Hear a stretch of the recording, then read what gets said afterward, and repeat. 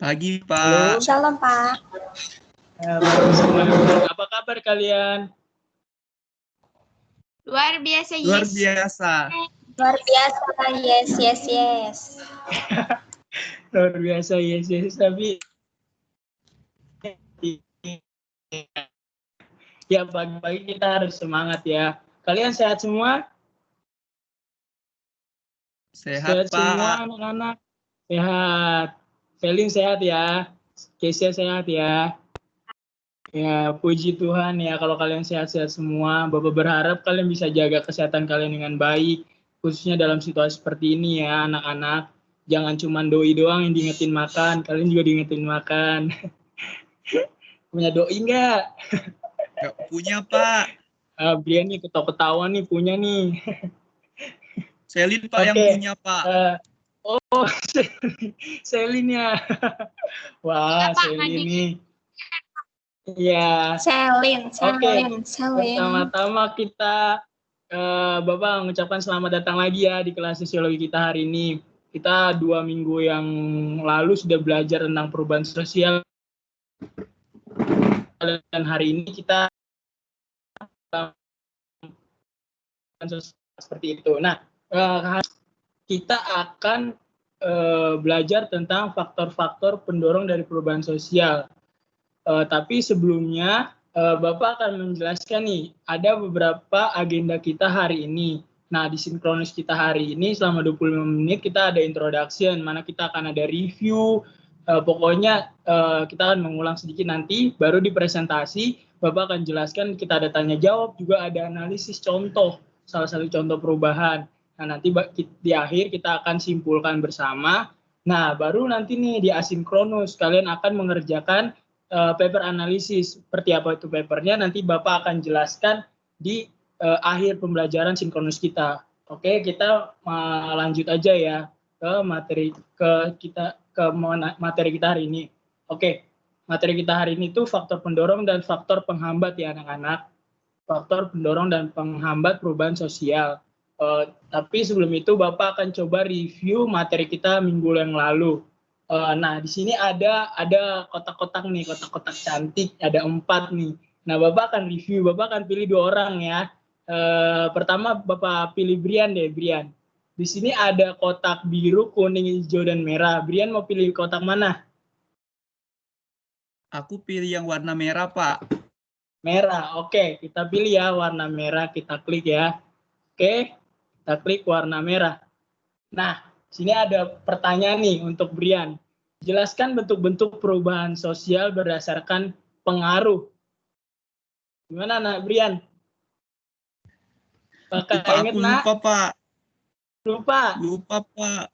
Waduh, gimana nih kok bisa lupa? Padahal baru kemarin nih kita belajar ada bentuk-bentuk perubahan sosial. Coba bisa diingat tentang pengaruh? Lupa, Pak. Lupa ya? Teman yang lain ada yang bisa bantu nggak? Kesia, Selin? Saya, Pak. Oke, Selin. Coba ya, Selin. Mana tahu Brian jadi ingat. Itu, Pak. Besar dan kecil. Iya ya, Pak. Ya, benar sekali, Selin. Besar dan kecil ya. Nah, Brian udah ingat? Apakah Udah, Brian Pak. sudah ingat? Sudah. Udah, Pak. Nah, menurut Brian maksudnya gimana tuh besar dan kecil? Mungkin, Pak, kalau yang besar itu lebih ke dampaknya, Pak. Misalnya dalam konteks sebuah negara, Pak. Kalau yang kecil mungkin pengaruhnya lebih ke orang-orangnya atau orang, ke personnya, Pak. Mungkin seperti itu, Pak. Oke, bagus ya Brian ya. Terima kasih buat Brian dan Selin. Ya, Bapak sedikit menambahkan aja supaya mengingatkan lagi tentang perubahan, salah satu bentuk perubahan yang berdasarkan pengaruh ini ya. Jadi sebenarnya ada 2 ya tadi kan udah disebutin Selin, bagus banget. Besar dan kecil. Kayak tadi Bang bilang dampaknya yang besar itu ya dampaknya besar dan yang kecil itu dampaknya kecil. Artinya kalau yang besar melingkup, bahkan perubahan itu mencakup hal-hal lain gitu. Nah, sedangkan yang kecil mungkin kayak pribadi, lebih kayak ke gaya rambut gitu, gaya rambut Brian atau gaya rambut Selin. Kalau misalnya yang besar lebih mencakup lebih luas gitu kan, negara atau sistem pemerintahan dan segala macamnya. Seperti itu. Oke, kita lanjut ya. Oke, nih. Sekarang Bapak pilih satu orang lagi. Tadi kan Brian sama saya udah ngomong, kayaknya Kesia nih. Halo Kesia, halo Nak. Halo, Pak. Halo, Kesia pilih warna apa nih? Kuning, Pak. Kuning ya. Oke, Bapak klik ya warna kuning. Nah, ini pertanyaan buat Kesia. Sebutkan bentuk-bentuk perubahan sosial. Halo, Oke, Kesia. Sedikit lupa juga, Pak. Tapi ini perubahan sosial bentuk-bentuk ya. Perubahan maju, perubahan mundur. Gitu nggak sih, Pak? Lupa. Apa ya? Buka catatan dulu. Boleh nggak? Oke, jangan buka catatan dulu ya. Oke. Yang lain ada yang bisa bantu nggak? Ada yang inget nggak? Semuanya nih ditanya nih. Ayo. Tadi kan udah pengaruh, berdasarkan pengaruh. Apalagi yang kalian ingat? Berdasarkan apa lagi? Berdasarkan struktur, Pak. Ya, benar. Struktur dan proses. Ya, ada lagi? Ada yang ingat lagi? Ada 5 tuh. Ada 5. Tadi udah 2 kan? Ada 3 lagi. Ayo, siapa yang ingat? Waktu bukan, Pak. Iya, berdasarkan waktu, benar, berdasarkan waktu. Terima kasih Selin, terima kasih tadi Brian. Ayo Kesia, ada yang ingat nggak Kesia? Udah ingat? Oke. Kalau misalnya nggak ada yang ingat, oke Bapak coba ulang ya, anak-anak. Jadi benar tadi ada berdasarkan waktu, itu evolusi dan revolusi yang kayak kita bahas minggu lalu. Berarti perubahan cepat, ada berdasarkan pengaruh. Tadi yang besar dan kecil kita bahas ya. Juga ada berdasarkan sudut pandang masyarakat, dikehendaki atau tidak dikehendakinya suatu perubahan. Yang kayak kita minggu lalu sudah bahas ya. Jadi Bapak nggak bahas panjang lebar lagi. Nah, ada juga berdasarkan arah perkembangannya, ada progres dan regress. Ya, jadi diingat-ingat lagi ya. Jadi adalah juga berdasarkan struktur dan proses. Tadi kayak yang dibilang Selin ya. Seperti itu. Jadi ada 5 ya. Jadi diingat-ingat lagi nih, jangan sampai lupa. Karena nanti ini juga berpengaruh, berhubungan sama materi kita hari ini gitu. Jadi nanti dibaca ulang lagi ya. Halo Kesia, dengar suara Bapak? Udah dengar, Pak. Iya, Kesia ya. Nanti dibaca lagi, yang lain juga bisa diingat-ingat lagi, jangan sampai lupa nih. Oke, kita lanjut aja ya. Kita lanjut ke materi kita hari ini. Tapi sebelumnya Bapak akan jelaskan dulu tujuan pembelajaran kita hari ini. Oke, ini tujuan pembelajaran kita hari ini. Nah, kemarin kan kita udah bahas bentuk-bentuk perubahan sosial. Ya, salah satunya bentuknya itu tadi ada pengaruh dan segala macam lah. Seperti itu yang udah kita tadi bahas ya. Nah, salah satu yang kita bahas minggu lalu itu salah satu contohnya ada perubahan yang saat ini kita alami nih, yaitu pembelajaran online seperti itu ya. Pembelajaran online, dulunya kita offline nih, bisa dilihat ya di gambarnya ya, kelihatan ya anak-anak ya, kelihatan ya. Jadi sini ada yang sebelah kiri nih offline, sebelah kanan nih online dulu. Nah, coba Bapak tanya Brian, ini salah satu bentuk perubahan apa menurut Brian, proses pembelajaran yang berubah ini? Kalau dari aku, Pak, perubahan yang tidak dikehendaki, Pak. Soalnya kan kita tidak dikehendaki, Pak. Tidak. Iya, kan kita juga nggak berharap kan adanya pandemi corona yang membuat kita harus belajar di rumah, Pak. Iya, bagus ya Brian ya, benar. Ya benar banget. Jadi memang salah satunya bisa dibilang nih bentuk perubahan tidak dikehendaki, tapi juga mungkin bisa juga disebutkan kalau ini berdasarkan bentuk perubahan pengaruh, karena ini besar, karena pengaruhnya secara global ya. Seluruh dunia sepertinya melakukan pembelajaran online, bukan sepertinya ya, memang karena kita tahu memang sulit seperti itu. Nah, setelah kita udah mengetahui nih bentuk-bentuk perubahan sosial, kita juga udah bahas 2 minggu yang lalu tentang pengertian, kita akan masuk ke faktor pendorong dan penghambat, sehingga ada pun tujuan pembelajaran kita hari ini sebagai berikut. Nah, jadi anak-anak akan diharapkan bisa nih menganalisis faktor pendorong perubahan. Misalnya kayak tadi, pembelajaran online tadi ya. Jadi kalian tuh bisa menganalisis apa sih yang menjadi faktor pendorongnya atau apa sih yang jadi faktor penghambatnya ya anak-anak. Mengapa perubahan itu bisa terjadi atau kenapa perubahan itu lambat terjadi atau sama sekali jadi tidak terjadi seperti itu. Jadi kalian akan menganalisis itu dan itu akan kalian lakukan juga dalam bentuk analisis paper kalian nanti di tugas kalian. Dan juga kalian diharapkan menyimpulkan. Jadi artinya di saat kalian menyimpulkan itu, kalian menegaskan benar-benar kenapa itu jadi di saat kalian menganalisis faktor pendorongnya kan kalian menyebutkan apa yang jadi faktor pendorongnya, apa yang menjadi faktor penghambatnya. Setelah itu kalian simpulkan kenapa itu disebut faktor pendorongnya gitu, dan kalian akan kasih solusinya. Jadi seperti itu kurang lebih tujuan pembelajaran kita hari ini anak-anak. Oke, kita masuk aja langsung ke materi kita hari ini. Faktor pendorong perubahan sosial. Jadi ada beberapa ya, Bapak akan sebutkan dan jelaskan. Yang pertama, ada kontak dengan kebudayaan lain. Ya bisa dicatat ya anak-anak supaya bisa diingat. Ini ada beberapa faktor pendorongnya. Jadi ada kontak dengan kebudayaan lain seperti namanya sih kurang lebih artinya kontak dengan kebudayaan ini berarti ada hubungan dengan budaya lain. Di saat kita melakukan perubahan pastinya tidak bisa dilakukan sendiri kan gitu. Kita perlu pertolongan orang lain. Kita nggak bisa bekerja sendiri gitu kan. Nah sehingga artinya ada pengaruh yang diberikan. Di saat kita bekerja tidak sendiri berarti ada pengaruh. Nah pengaruh itu disebut apa? Difusi seperti itu. Itu menurut Sorjano Sukanto disebut difusi anak-anak.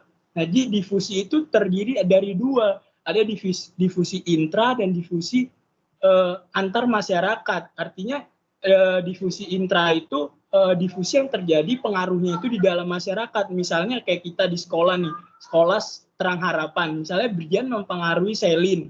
Nah, sehingga terjadi perubahan di kehidupan Selin atau di kehidupan sekolah karena misalnya Brian mempengaruhi Selin dan membawa dampak misalnya sampai satu sekolah kayak gitu kan. Apa yang diberikan kepada Selin kayak gitu. Nah, itu disebut intra. Ada juga difusi antar masyarakat. Nah, ini artinya pengaruh antara antara sekolah Terang Harapan misalnya sekolah dengan sekolah yang lain misalnya sekolah Pelita Harapan seperti itu. Jadi ini cakupannya lebih luas gitu. Cakupannya kelompok gitu sih bisa dibilang antar kelompok, Bu. Jadi kalau yang intra ini di dalam kelompok itu ada saling mempengaruhi. Nah, di saat saling mempengaruhi itu berarti ada yang diterima dong. Misalnya Brian mempengaruhi Selin, berarti ada nilai-nilai yang harusnya diterima dong. Misalnya nilai-nilai atau apapun nilai itu yang dipengaruhi Brian. Nah, yang diterima itu ada caranya. Di saat Selin mau menerima itu kan pasti ada caranya kan untuk bagaimana Brian mempengaruhi Selin. Nah, ada caranya itu, prosesnya itu disebut penetrasi anak-anak. Nah, penetrasi itu terdiri dari dua. Bisa diperhatikan ya di layar, penetrasi itu ada dua, penetrasi damai dan penetrasi paksaan. Ya seperti namanya berarti cara untuk mempengaruhi itu ada yang bersikap damai dan juga paksaan. Kalau damai itu berarti kayak Brian sepakat nih, aku mau kamu kayak gini Selin. Oh gitu ya, aku kurangnya di sini. Oh aku harus berubah di sini ya. Berarti aku harus berubah di sini, Bri. Gimana caranya, Bri? Jadi ada interaksi yang baik di antara keduanya. Tidak ada ibaratnya keterpaksaan atau beban di antara salah satu pihak seperti itu ya anak-anak. Nah, kalau penetrasi paksaan artinya berarti ada salah satu pihak yang tertekan atau terpaksa seperti itu, dipengaruhi. Nah, itu namanya penetrasi paksaan. Contohnya adalah seperti masa penjajahan. Ya, masa penjajahan semua kita tahu ya di dalam pelajaran sejarah bahwa Indonesia dijajah oleh Belanda. Berarti kan ada nilai-nilai. Indonesia diubah juga kan dalam berbagai sistem, dengan ada sistem paksa gitu kan. Pokoknya berbagai macam diubah, dirombak, dan Indonesia mengikutinya. Tapi dengan paksaan seperti itu. Kayak mereka menerima tapi terpaksa gitu karena takut sama Belanda, takut ditembak, takut sebagai macamnya lah gitu ya. Jadi itu untuk kontak dengan kebudayaan lain. Selanjutnya ada juga faktor pendorong sistem pendidikan formal yang maju. Nah, kenapa sih ini disebut sistem pendidikan formal yang maju? Jadi kayak kita nih hari ini ya, Bapak kasih contoh aja. Jadi kayak kita hari ini pelajaran di sekolah. Bapak kan ada yang Bapak ajarkan dengan Brian dan juga dengan Selin. Nah, apa yang Bapak ajarkan dengan Brian dan Selin sebenarnya itu sesuatu yang memperlengkapi. Bapak kan mengajarkan nilai-nilai kepada kalian. Nah, nilai-nilai itu akan mendukung kalian dalam perubahan, memperlengkapi kalian dalam perkembangan zaman. Bapak kasih contoh, misalnya ada sekarang profesi baru namanya YouTubers ya. Anak-anak tahu semua ya. YouTubers ya, tahu ya. Jadi misalnya kita jadi YouTubers nih, Bapak kasih tahu ke Brian bahwa ada nilai-nilai kejujuran. Nah, di saat kita jadi YouTubers, apakah kita mau jadi orang yang pembohong? Maksudnya di depan layar kita bisa berkata A, padahal di luar kita berkata B. Misalnya seperti itu. Jadi sistem pendidikan ini menolong kita memperlengkapi kita memfilter perubahan itu. Dalam artian berarti kita mendorong perubahan itu untuk menjadi perubahan yang baik, seperti itu ya. Nah, itu kurang lebihnya dari sistem pendidikan formal yang maju. Selanjutnya, yang ketiga, ada sikap menghargai hasil karya orang lain dan keinginan untuk maju. Nah, artinya di sini berarti di saat ada suatu hal yang baru, kan kita membahas perubahan sosial, berarti ada sesuatu hal yang baru. Nah, di saat ada sesuatu hal yang baru, pastinya ada yang mengerjakan. Nah, misalnya Brian mengerjakan hal yang baru untuk sekolah, misalnya, ayo kita piket bersama, gitu, atau ke gotong royong bersama di sekolah. Nah, apakah respon Selin yang saat Brian melakukan itu? Atau Selin marah? Atau misalnya Kesia? Ataukah Kesia justru mendukung? Wah, bagus kamu Brian. Wah, kamu sangat inspiratif, gitu misalnya. Nah, itu mendukung adanya perubahan. Dan kenapa juga disebut keinginan untuk maju? Misalnya di saat Kesia mengakui sesuatu yang baik, berarti Kesia mendorong sebenarnya ada keinginan untuk maju dari Kesia. Karena Kesia melihat, oh Brian melakukan sesuatu yang baik nih, melakukan perubahan, dan ini bagus nih untuk sekolah kita gitu.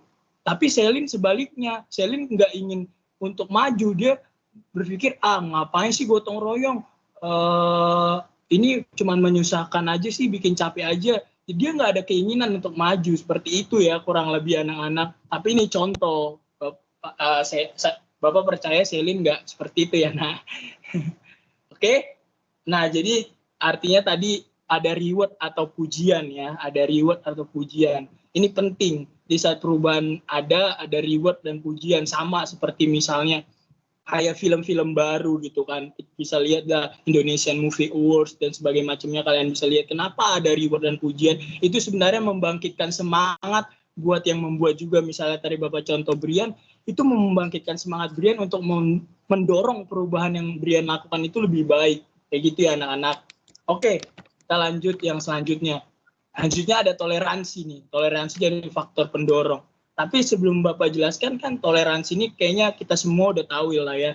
Toleransi ini menerima perbedaan lah, identik di Indonesia ya. Jadi coba Bapak mau tanya nih sama Brian. Gimana menurut Brian? Kenapa ini toleransi ini menjadi faktor pendorong perubahan? Halo Pak, apakah suara saya kedengaran Pak? Kalau menurut saya, terdengar. Kenapa toleransi masuk faktor pendorong? Kan toleransi artinya kita mengikis adanya perbedaan kan Pak. Jadi kalau ada sesuatu yang berbeda, kita tidak kayak ibaratnya langsung mentolaknya mentah-mentah, tapi kita berusaha untuk mentoleransinya atau mencoba menghubungkannya Pak. Jadi kita ibaratnya nggak langsung menolak sesuatu yang ada atau sesuatu yang baru, tapi kita mencoba untuk memberikan toleransi. Itu sih Pak kalau menurut aku. Oke, good answer ya Brian ya. Oke, jadi seperti yang dibilang Brian, benar banget ya. Jadi memang di saat perubahan itu kan berarti ada sesuatu hal yang baru, sesuatu yang ibaratnya baru pertama kali kita rasakan, pertama kali kita lihat, atau mungkin itu bertentangan dengan sesuatu yang kita lakukan sekarang. Nah, itu perlu ada toleransi. Dan seperti yang dibilang Brian, bahwa kita harus menerima, bukan menolak adanya suatu perbedaan. Kita harus melihat dulu nih, apa sih perubahan yang datang itu.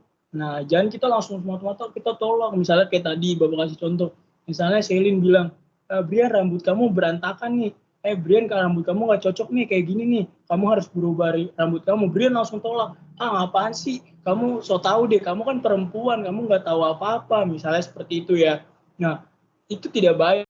ya anak-anak, karena memang hidup kita seperti yang kita bahas juga minggu-minggu yang lalu, hidup kita ini sebagai orang Kristen harus terus mengalami perubahan gitu. Kita harus siap dikoreksi, siap ibaratnya kita sebagai orang Kristen memang harus terus mengevaluasi gitu. Makanya kita perlu menerima adanya perbedaan-perbedaan seperti itu supaya kita melihat dengan pandangan yang lebih luas kayak gitu. Perlu adanya toleransi. Selanjutnya ya. Oke, selanjutnya ada sistem lapisan masyarakat yang terbuka nih anak-anak. Artinya di sini seperti katanya saja terbuka, artinya terbuka di sini artinya welcome. Kita di saat perubahan itu datang sama kurang lebih seperti tadi ya. Kita tidak langsung menolaknya, tapi kita mencoba menerimanya lebih dahulu, atau kita membuka diri kita untuk perubahan itu bisa masuk secara tahap demi tahap seperti itu ya. Nah, artinya di saat kita membuka diri, misalnya Brian yang membuka diri sama Selin gitu tadi, membuka diri, oh iya Selin emang kenapa menurut kamu rambut aku nggak cocok gini kan. Berarti artinya di situ ada memberikan kesempatan ya anak-anak, memberikan kesempatan. Di saat perubahan itu datang, faktor pendorongnya adalah memang kita perlu memberikan kesempatan terlebih dahulu supaya kita bisa melihat perubahan itu dan kita bisa mendukung jika itu baik kayak gitu kan. Coba Bapak coba tanya ke Kesia ya. Halo Kesia. Halo Nak. Bisa dengar suara Halo, Bapak? Pak. Halo. Ya. Kira-kira kamu bisa nggak kasih contoh faktor pendorong perubahan ini, sistem lapisan masyarakat yang terbuka? Sistem lapisan masyarakat terbuka ya Pak. Ya, nah. Mungkin tidak ada sistem kastanya ya Pak jadinya. Jadi setiap orang bisa meraih suatu statusnya secara masing-masing secara terbuka gitu Pak, dengan usaha. Nggak tertutup dari status lahirnya seperti kasta di Hindu. Seperti itu ya Pak? Ya, terima kasih ya Kezia sudah menjawab. Ya benar, kurang lebih seperti itu ya. Jadi misalnya Bapak kasih contoh ya, melanjutkan seperti apa yang dibilang Kezia. Misalnya di kelas, misalnya Brian dalam satu mata pelajaran atau Kezia dalam satu mata pelajaran lebih bagus daripada Selin. Nah, bukan berarti Kezia yang bisa terus ibaratnya kasih ide buat kelas kita gitu kan. Semua bisa memberikan ide, artinya lapisannya itu tidak tertutup, tidak terkungkung pada satu orang gitu, terpusat pada satu orang, tapi semuanya itu dapat memberikan ide misalnya dalam satu kelas, sehingga perubahan yang terjadi itu bukan perubahan yang ibaratnya yang statis gitu, tapi dinamis gitu, ada pergerakan terus. Artinya kayak dibilang Kesia tadi, berarti kita memberikan kesempatan kepada yang lain, tidak ada status, tidak ada yang baku lah dibilang gitu, ibaratnya tidak ada yang mencengkram gitu. Jadi Brian bisa memberikan pendapat, Selin bisa memberikan pendapat, Kesia bisa memberikan pendapat untuk perubahan misalnya kelas kita yang lebih baik gitu. Seperti itu ya Nak. Oke, Bapak akan lanjut ya. Apakah sejauh ini memahami?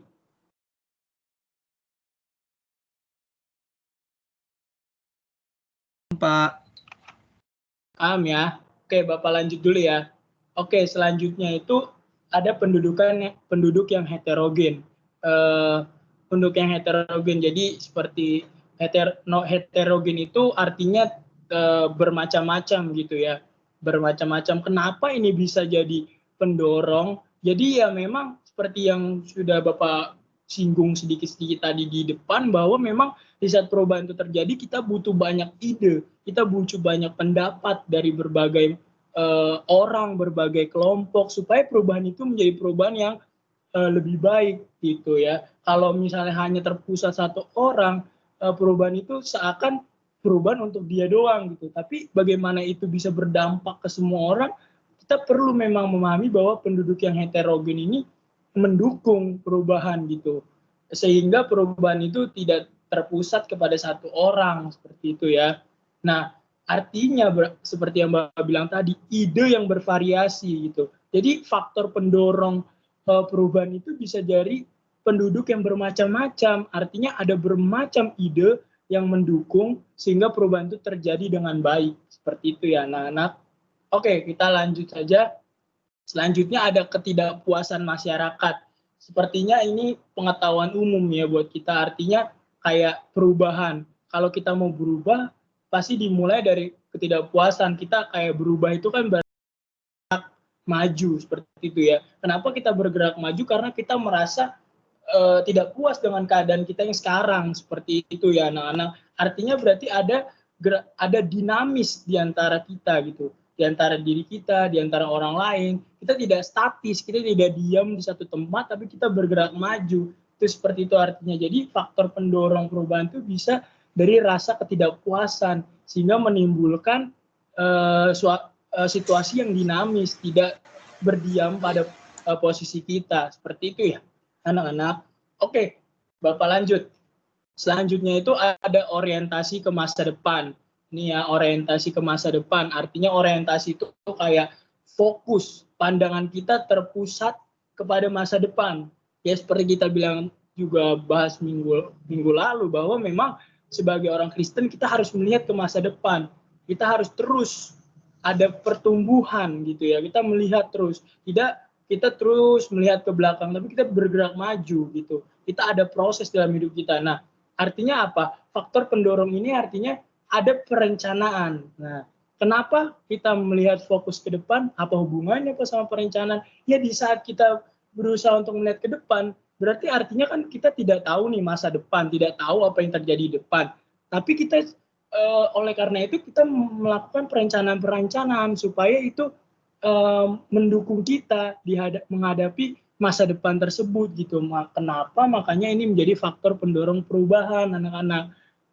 Perencanaan itu penting gitu. Walaupun mungkin kita udah rencanakan tapi mungkin gagal gitu ya. Tapi ini perlu, karena di dalam menghadapi suatu perubahan kita perlu memulainya. Memulainya itu melalui perencanaan. Seperti itu ya anak-anak. Contohnya aja lah seperti ini. Kelas meeting kita kan, kita mau buat kelas meeting, sesuatu hal yang misalnya kelas meeting futsal baru di sekolah kita kan. Nah, kita perlu ada rencana kan, kita nggak tahu bagaimana nanti itu kelas meetingnya seperti apa kan, tidak tahu. Makanya kita perlu berencana untuk menciptakan suatu perubahan itu menjadi perubahan yang baik. Kelas meeting itu seperti apa, misalnya gitu. Kelas meeting itu bermanfaat buat apa sih? Nah, seperti itu. Makanya kita perlu perencanaan. Oke, selanjutnya ya. Bapak akan lanjut.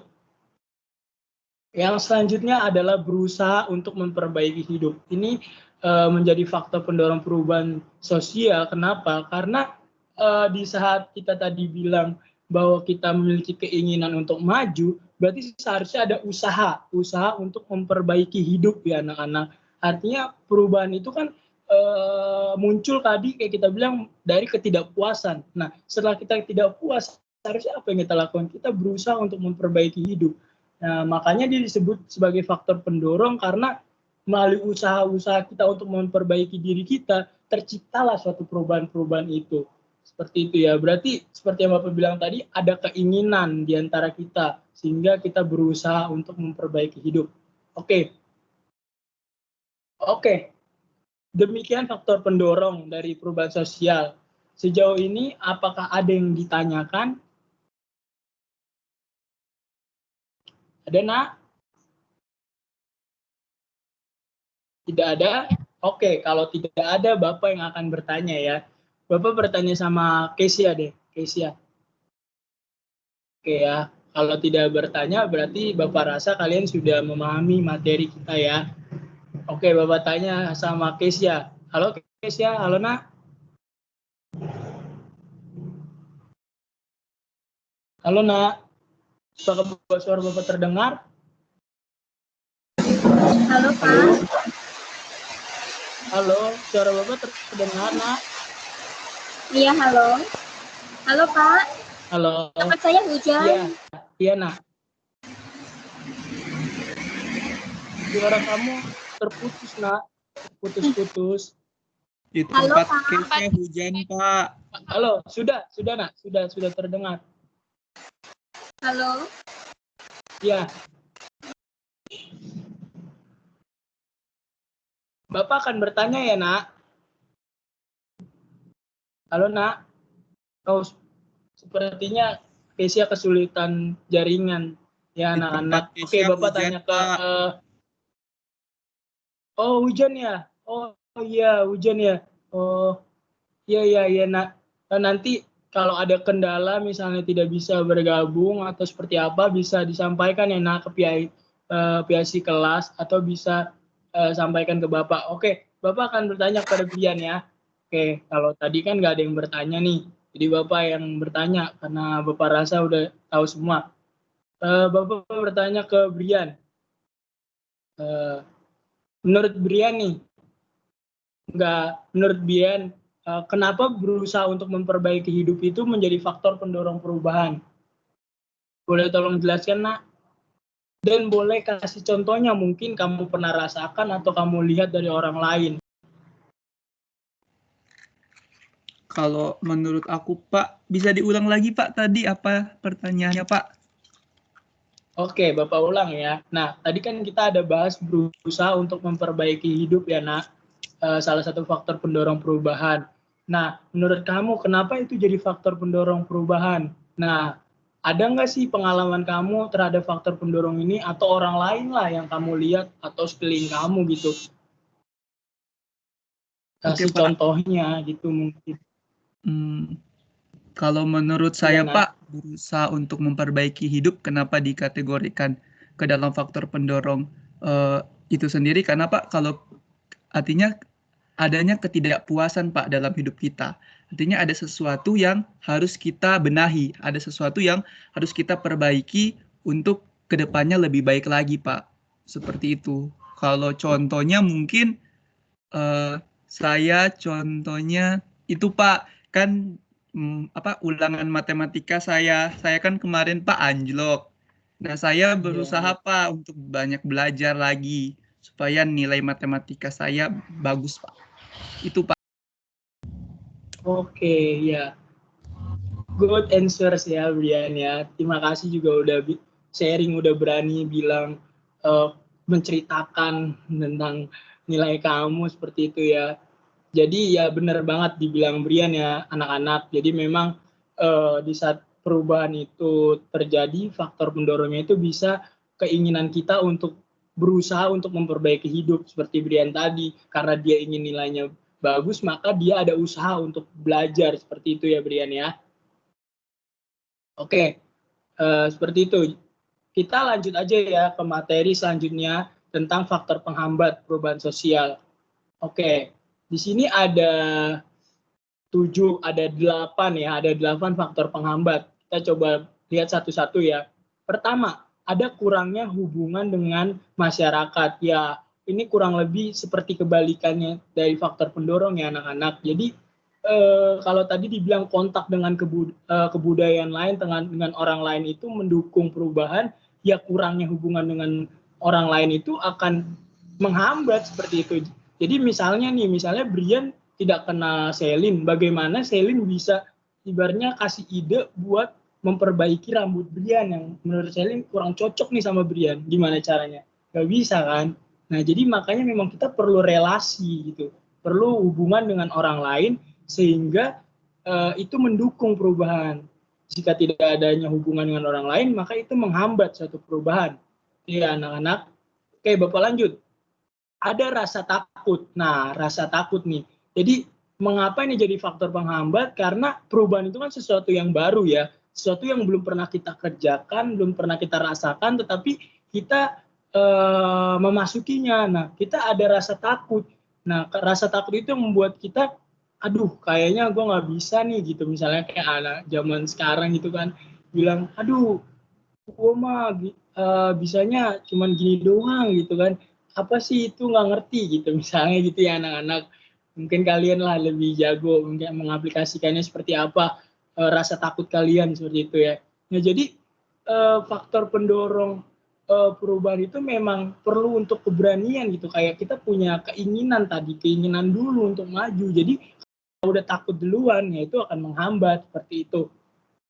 Lanjut ya. Nah, lanjutnya ini kurang lebih sama sih seperti rasa takut, ada kecurigaan. Artinya kalian berprasangka misalnya Keisha nih, Keisha sama Selin ya, Bapak kasih contoh. Misalnya Keisha bilang, Selin, kamu harus pakai baju kayak gini, kamu lebih cantik pakai baju ini. Tapi Selin bilang, saya curiga nih sama Keisha nih, saya nggak pernah percaya sama dia.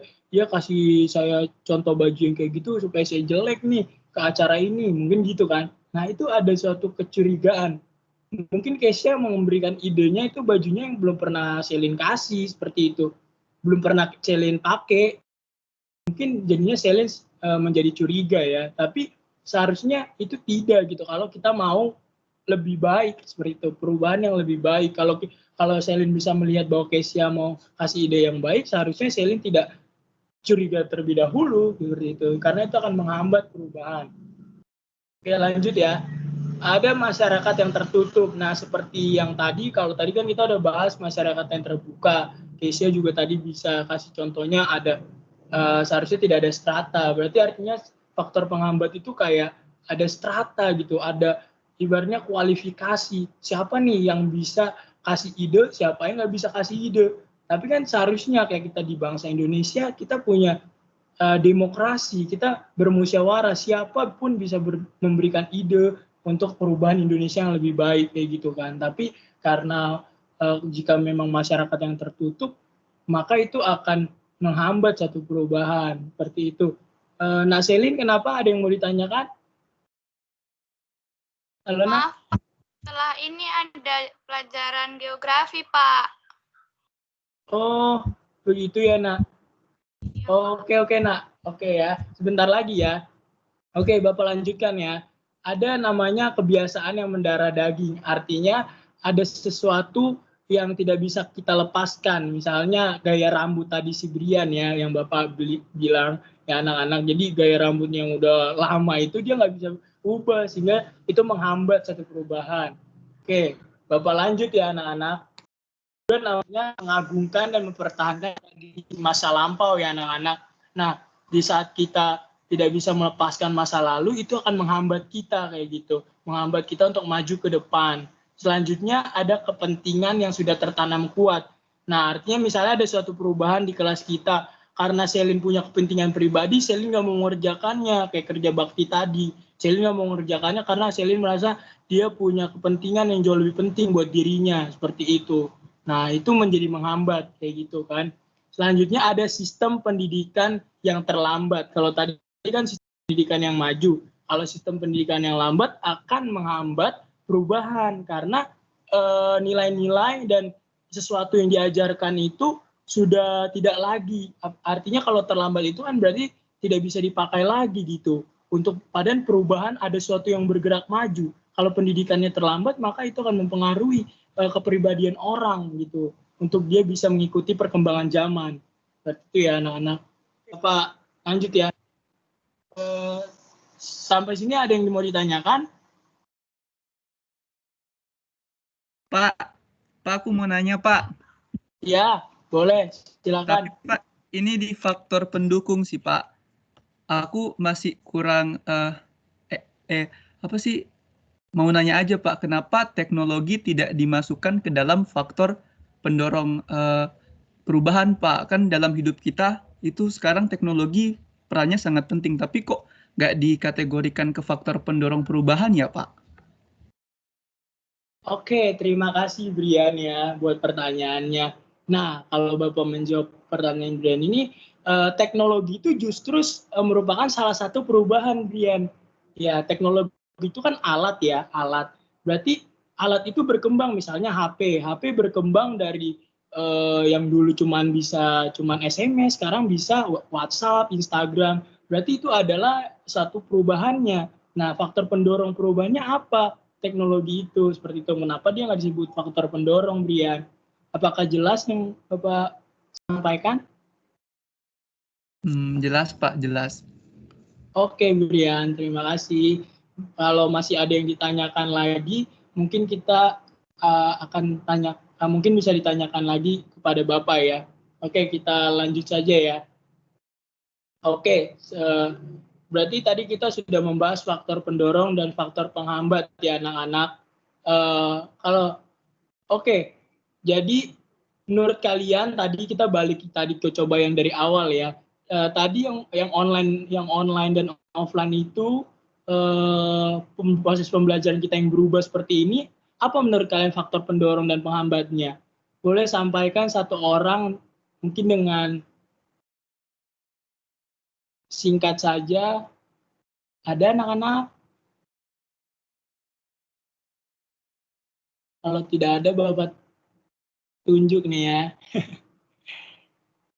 Ya, siapa?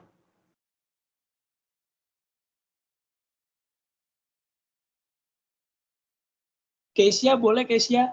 Apakah Kesia sudah bisa bergabung? Bisa mendengar suara Bapak? Di sana? Pak, di tempat saya nggak kelihatan PPT-nya. Oh, gitu ya, Nak.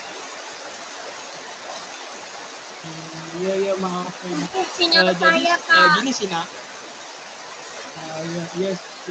Iya, Kesia. Intinya kamu pengen ya. Oke, ini Bapak menanyakan tentang kan ada perubahan yang terjadi. Dulunya kita offline, sekarang online nih di kelas, dan sekarang kita online. Nah, mungkin kamu bisa sampaikan komentar ya, dan apa yang maksudnya. Ini yang lain dulu. Pak, maaf, suaranya tadi terputus. Oh iya, Kesia, nggak apa-apa. Coba diusahakan dulu ya. Coba Bapak Ya, tanya Pak. yang ke lain yang dulu, yang lain ya. Brian, Selin, adakah? Iya, Pak. Selin ya, coba Selin. Kalau menurut saya, Pak, saya coba yang pendorong ya, Pak. Ya. Itu kalau menurut saya yang orientasi ke masa depan, Pak. Karena menurut saya kalau misalnya kita tidak ada keinginan untuk menjalankan pendidikan kan, Pak. Kalau pandemi gini pasti tidak ada sistem pembelajaran online, gitu, Pak. Sudah, Pak. Oke. Terima kasih Selin. Mungkin ada tanggapan dari yang lain, mungkin Brian, boleh sampaikan pendapatnya, Nak.